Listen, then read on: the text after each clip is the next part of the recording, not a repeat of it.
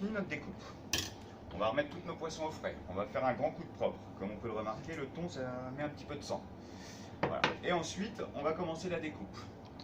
La découpe, donc suivant le contenant, va se passer différemment. C'est-à-dire que pour les gros contenants, on va faire des filets.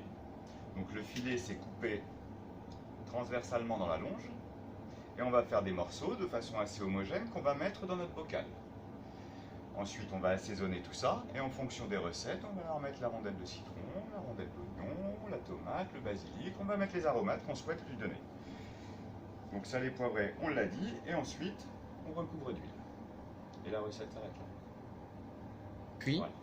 Ensuite, ce qu'on va faire, c'est qu'on va les passer sous cloche pour faire le vide dans le bocal.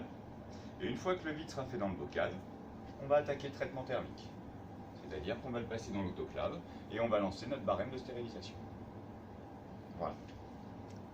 une fois passé dans l'autoclave, Une fois passé dans l'autoclave, une fois le barème de stérilisation effectué, on est sûr, on a effectué nos contrôles, on refroidit l'autoclave, on sort nos bocaux et on empoisonne dans les tubes. Les tubes, donc, qui est une armoire à 37 degrés, la température du corps, on va le laisser 7 jours. Au bout de 7 jours, on va sortir ce bocal, on va le laisser quelques heures à l'air libre, on va l'ouvrir et on va faire un test de stabilité, à savoir le pH. On va prendre un pH mètre, on va planter dedans.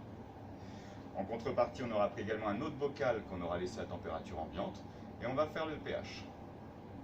S'il y a un écart, ça veut dire que la stabilité n'est pas bonne, le lot, c'est-à-dire tout le contenu de l'autoclave, est jeté. Si la stabilité est bonne, on libère le lot en commercialisation.